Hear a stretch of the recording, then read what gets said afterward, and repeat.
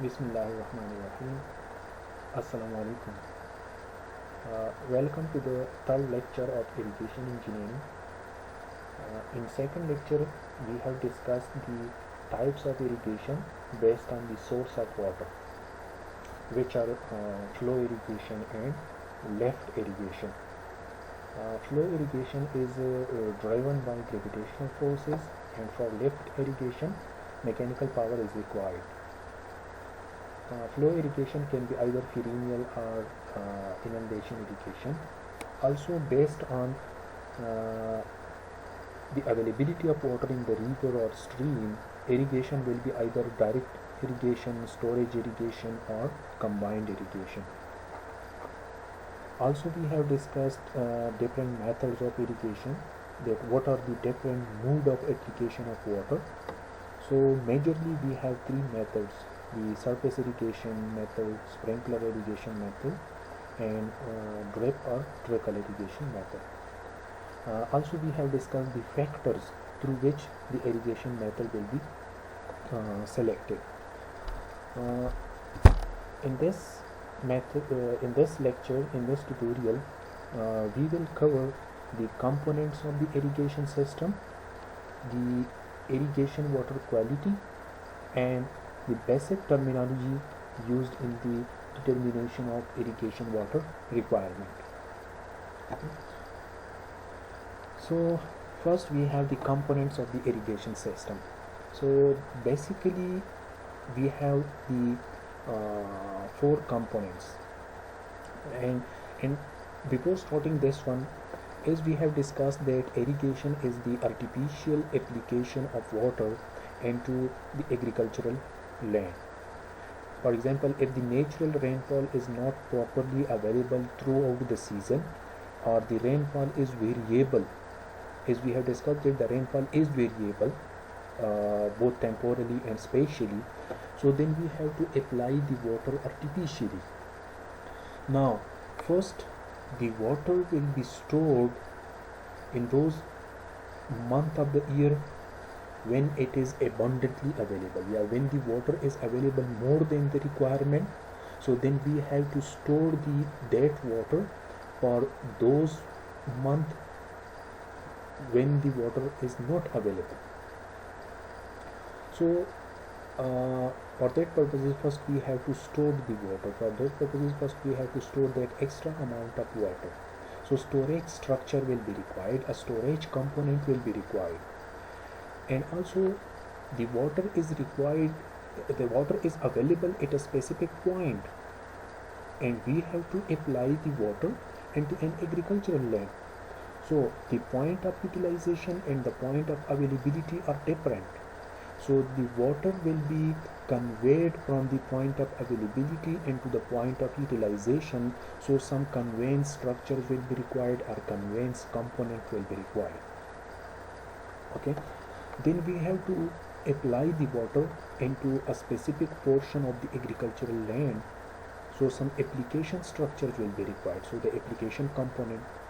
And then within the field we have to distribute the water so that the water may be uniformly distributed within the field. So distribution components will be required. So majorly we have four components of the irrigation system.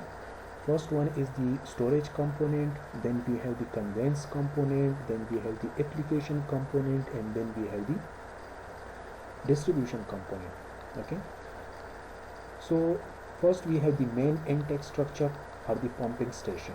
For example, the river, lakes, dam, and barrages. And as we have discussed that the annual flow of the river in Pakistan is 142 million acre feet. 142 million acre feet. That is the average flow of the water. See, so the river, lakes, and the streams, these are the main intake structures. These are the main intake structures of the we can say that of the irrigation system. Okay. So first, the water will be either available in rivers, or the water will be available in lakes, or the water will be available in dams and barrages. So these are the reservoirs, and this one is the flowing water system. Okay, so these are the main intake structures, mean where the water can be diverted into the conveyance structures.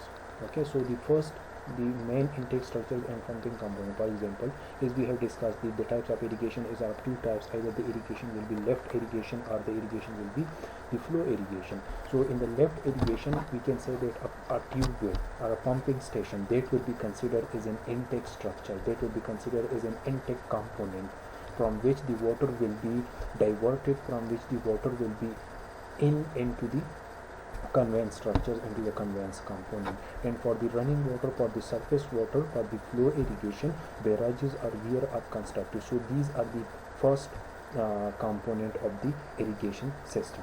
Okay, barrages or weirs. Then we have the conveyance system and the distribution system, that the water may be first conveyed into an agricultural land. For example, suppose if here that is the water is available here, that is the storage structure, and you are utilizing the water for this area. Okay, the water will be applied here, so then we have to convert the water from the reservoir into the agricultural land. So here we will have the main canal. Then from the main canal we are distributing the water within that agricultural land for some portion of the area, for some specific field, because the main canal will be for the whole suppose for the whole village or for the whole town. Then from the main canal we have the distributaries, and then from the distributaries we will have the minor conveyance structure, so that the water may be conveyed to each and individual field of the agricultural land. So these are the main canals, then we have the distributary, then we have the minor, and within a single field, if there is individual border, suppose if we have discussed the border irrigation system, so within the field, if it is divided into small border, then conveying the water from the minor into individual border will be through the field water courses. Okay, so the conveyance and distribution system. Now see, this is the we can say that the field water course, that is the minor, and from the minor the water will be introduced into each and every furrow. Okay, so this is the conveyance system. Also, for example, this is a complete conveyance component of the irrigation system. Suppose this is the main canal, so from the main canal will be for the whole village or for the whole town. Then for the specific area, okay, then there will be a distribution canal. Then from the distribution there will be a minor canal. Then for each and individual field there will be the water courses for each and individual border or strip. Okay, again this is an example of the conveyance and distribution system. The main canal, then we have the sub main canal, then we have the tributary, and then we have the water courses, or the main canal, then the distributary, then the minor canal, then the water course. So this is the conveyance system. Okay, distribution and field water courses. So majorly we have two components. One is the intake component. Okay, the intake component will be mean the component which is actually diverting the water from the reservoir, from the resource. So see, if the water is used for the irrigation purposes is the groundwater, then the pumping station will be considered as an intake component, which is taking the water from the ground and discharging it into the canal or into the conveyance system. Or suppose if it is a surface resource of water is used for the irrigation purposes, then there will be either it will be a river, or it will be a natural canal, or it will be a stream, or a dam or barrage. So then some controlled amount of water will be diverted into the conveyance system. So then the barrages and weirs will be used as an irrigation component. So first major component of the irrigation is the intake component. So it will be either a pumping station or it will be a barrage or weir. Then we have the conveyance component, mean the transportation system of the water from the intake component into the application component.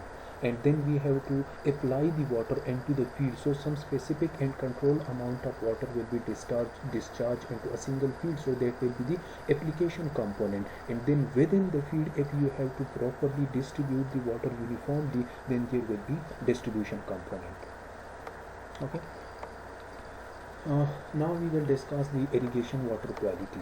As the water will be applied either from the ground reservoirs or the water will be applied from the surface resources, so there may be possibility that there is some impurities, there is some sediments, there is some salt. So first we have to assess the irrigation water quality so that it may not affect the crop growth. Because why we are applying irrigation? So one term objective of the irrigation is to increase the output value of the agricultural product, to increase the output product, to increase the agricultural product. Okay, yeah, to get the optimum product from a specific land. So if the irrigation quality is of not the acceptable condition, then it will adversely affect the quality of the product. Okay, then it will adversely affect the yield of the agriculture. So first we have to know about the quality of the irrigation water. So a good irrigation water is the one which performs the required function without any side effects. So as we have discussed that the irrigation water which you are applying into an agricultural area, it will perform some basic function, like the irrigation water is act as a solvent for the nutrient, mean the nutrients are solved in the irrigation water, and then it is applied in the into the agricultural land. So water forms the solution of the nutrients, and this solution is absorbed by the roots. So thus water acts as a nutrient carrier. So the irrigation water is a nutrient carrier. Also we have discussed that the irrigation water supply moisture, which is essential for the life of the bacteria. I mean the beneficial bacteria, the bacteria which is beneficial for the growth of the plants. So moisture content is essential for the survival of that bacteria. So again the irrigation water is acting as a survival for the beneficial bacteria. Irrigation water supply moisture, which is essential for the chemical action within the plant leading to its growth. Mean to get the maximum yield we have to provide the proper amount of water, so that the chemical reactions which are occurring within the plants, that is we can say that chemical reactions are properly occurred, so that the growth may be optimum. Also some salt present in soil react to produce nourishing food products only in the presence of water. Mean if only if water is present in the root zone, then some salts will be utilized by the plants. Okay, then the evapotranspiration rate will be high, then the oxidation and metabolism will be high, so automatically the growth will be maximum.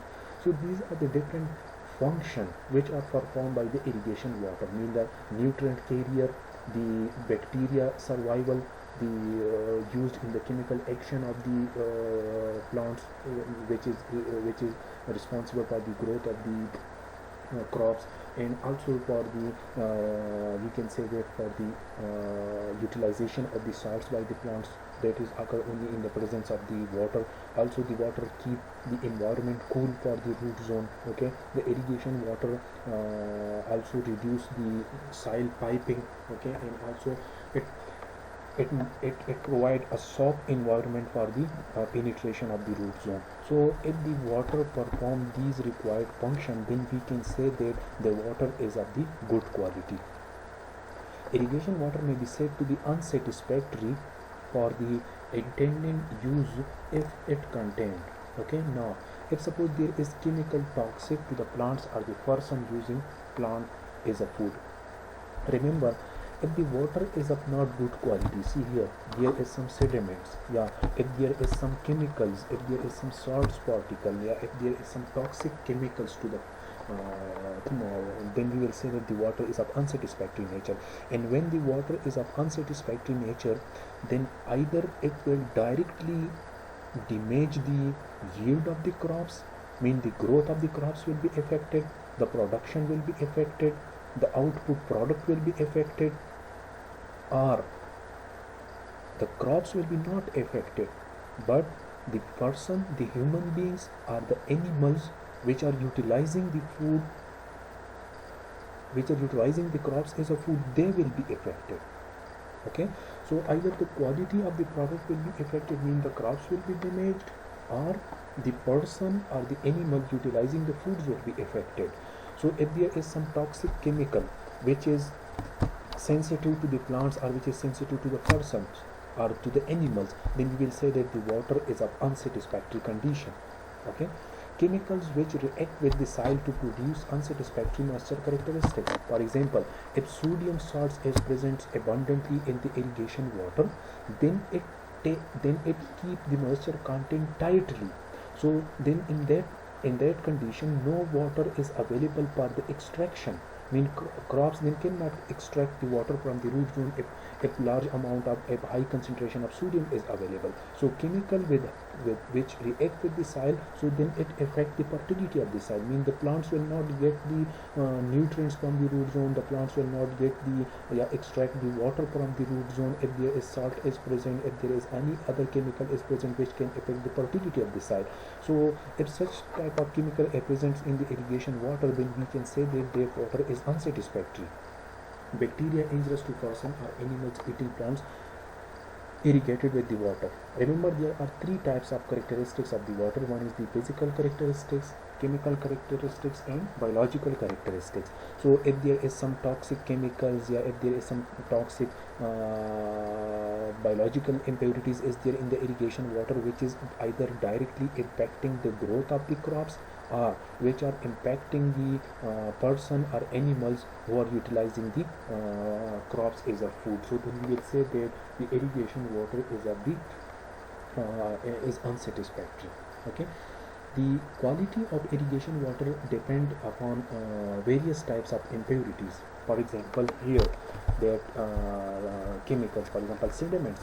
Okay, concentration of sediments in the water. If there is high concentration of the clay particle or other particle, or if there is some eroded particle in the soil, so again it would be a form of the sediments, concentration of sediments. So it is a sign of impurity. Also the total concentration of the soluble salts, mean for example if there is total dissolved salts, okay, total dissolved soluble salts present in the water, so it will an indication of the impurity. Properties of sodium ion to other cation, okay, mean the presence of sodium with respect to the magnesium and calcium. Also the presence of the toxic element, for example the boron, or the concentration of bicarbonate, okay, mean calcium carbonate, magnesium carbonate, then the water will be hard water. So and bacterial contaminations. So these are the different concentration of sediments, concentration of soluble salts, presence of the sodium ion as compared to the calcium and magnesium. Also the concentration of toxic element, for example boron, or the presence of this calcium carbonate, magnesium carbonate, and bacterial concentration. If these things are present in the irrigation water, then the water will be considered as an impure water. Okay, here you can see that the water means sediments are present in the water. So the effect of the concentration of sediments transported by irrigation water depend on the type of the soil. Now see, if these sediments are transported from already fertile soil, and if this water is applied into a sandy soil, okay, means suppose this water, these sediments are carried from the fertile land, and here you are applying the water into sandy soil, then its fertility will be improved by the deposition of these sediments. However, if these sediments are derived from already eroded area, then it will affect the fertility of the land to which you are applying the water. Okay, and also high concentration of salts in the water may be harmful in the long run. Mean for the long run, for the long time period, if you are applying the irrigation water having the high concentration of the salts, so it will affect the fertility of the soil. Similarly, if water contain high concentration of sodium ion, okay, the irrigation soil become plastic and sticky when wet, and become prone to form clouds and the crust on drying. Okay, mean if there is if for the long term you are applying the water having the sodium ion, so then when the soil is wet, it will be of the plastic condition and sticky condition, and when the soil is dry, then then clouds will be formed and the crust will be impervious, so again then the roots will be not able to penetrate easily. Similarly, high percentage of toxic element may be harmful to certain plants such as nuts and fruits. Okay, mean if there is toxic chemicals, is there toxic concentration of toxic chemicals is high, so then it will be, then that water will be dangerous for the nuts and for the fruits types of the crops. High concentration of bicarbonate ion may result in the precipitation of calcium and magnesium. Mean for example, if you are applying very hard water for the irrigation purposes, then the calcium carbonate and magnesium carbonate will be deposited in the soil, which will affect the fertility. Okay, so these are the effects of the impure water. Now, the irrigation water may contain various types of salts such as sodium, calcium, magnesium, and potassium. So, a high concentration of these salts may prove to be dangerous to the crops. Now, the quality of the water will be determined or measured by three approaches. One is the classification based on the total concentration of the salts. Okay, what is the concentration of the salts present in the irrigation water, and the electrical conductivity. Again, these two are approximately the same. If the salt concentration is maximum, then the water will be a good conductor. Mean if free ion is available in the water, then the electrical conductivity will be more. So electrical conductivity of the irrigation water is an indication of the presence of the some chemical ion, some free ion. And third one is the sodium absorption ratio. Okay, mean the comparison of the sodium ion with the calcium and magnesium and potassium. If only sodium is present in the irrigation water, then it tights the moisture content in the root zone, and then the root zone is not able to extract or utilize the water, and the growth of the crops are stopped. And if there is calcium and magnesium and potassium is also present, then sodium is absorbed by the calcium, magnesium and potassium, so then free sodium will be not available, so then its effect on the root zone will be minimum. So that's why for their purposes we are finding out then what is the sodium absorption ratio. If the sodium absorption ratio is high, okay, then it means that free ion is not available, and if this ratio is less, then free ion will be available, and it will affect the fertility of the soil, or it will keep the moisture content tight in the root zone, which will be then not extractable by the plants. So the salt concentration, classification of water based on the salt concentration. So irrigation water may contain various types of salts, for example sodium, calcium, magnesium and potassium. A high concentration of these salts may prove to be dangerous to the crops.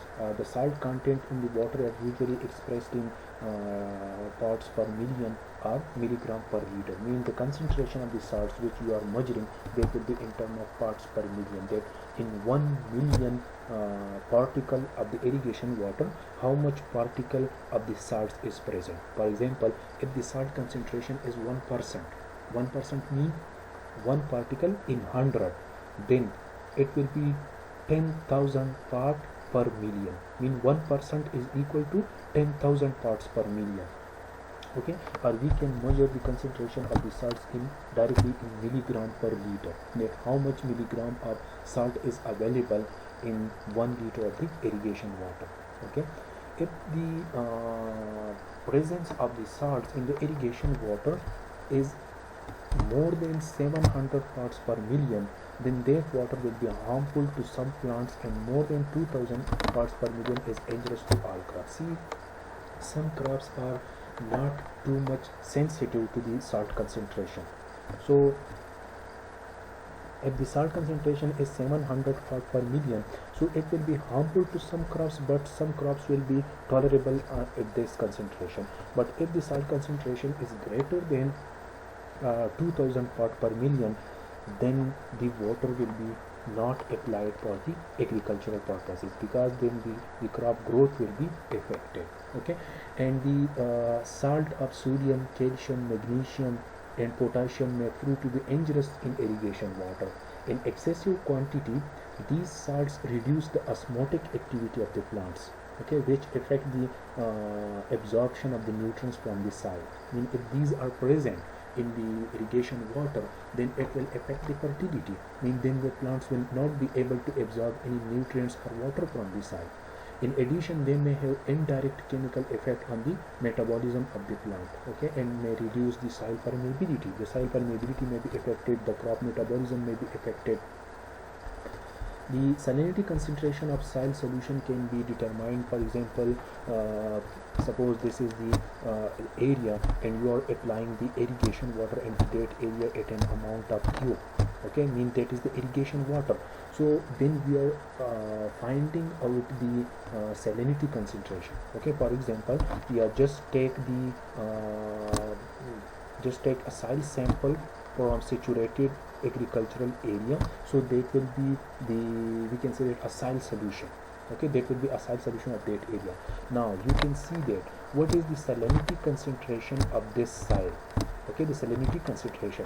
So for example, C is the concentration of salt in the irrigation water, mean the water which you are applying, how much milligram of salt is present in 1 liter of water. Yeah, what is the part per million concentration of the salt present in this much discharge? That is the CQ, mean that is the rate of the irrigation water, that is the rate of the flow of the water into an agricultural area. So CQ divided by Q minus consumptive use, mean the water which is utilized by the crops in 24 hours, that is called the consumptive use, minus the effective precipitation. See, if rainfall is occurring in that area, okay, suppose if rainfall is occurring in that area, so in rainfall there is no salt concentration, mean rainfall is free of salt concentration. So if in this water, suppose in 1 liter of water, in 1 liter of irrigation water, there is 10 milligram of impurity, and 1 liter of rainfall is added into it. So then we will have 2 liter of water, and the impurity is 10 milligram. So then we will have 5 milligram per 10 liter. Okay, so if the effective precipitation is more, then the salinity concentration will be reduced, because there is inverse relationship between the effective PPT and the salinity concentration. And effective precipitation is that amount in the rainfall, that part of the rainfall which is utilized by the crops. So C is the concentration in the irrigation water, Q is the discharge of the irrigation water, then Q minus Cu, consumptive use, minus effective PPT. So from this formula you will get the salinity concentration. Now if the salinity concentration is from 100 to 250, it is called the low saline water, okay, from 100 to 250, okay, then it is called the low saline water, and that is suitable for all types of the crops and all kinds of soil. And if the salinity concentration is from 250 to 270, then it is called the medium salinity water, and it can be used if a moderate amount of leaching is occurred. Mean in this case leaching will be required, mean the water will be applied more than the requirement, so that the salts concentration, the salt which are present in the irrigation water may be leached out from the root zone. And if that concentration is from 750 to 2250, then it is called high salinity water, and it is not suitable for all types of soil or for all types of crops. It will be only used for those crops which are highly salt tolerant.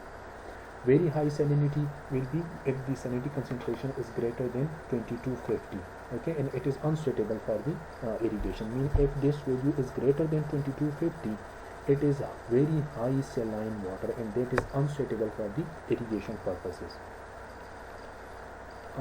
The third classification of the irrigation water is based on the electrical conductivity, okay. So electrical conductivity and the salinity concentration is almost in direct relation, or almost same, because if there is free salts ions are available, then the electrical conductivity will be more, okay. So the salt concentration is also measured by determining the electrical conductivity of water, that is expressed in moles per centimeter, micromoles. So if that salinity concentration is less than 250 or up to 250, that is called low salinity water, and it can be used for the irrigation purposes.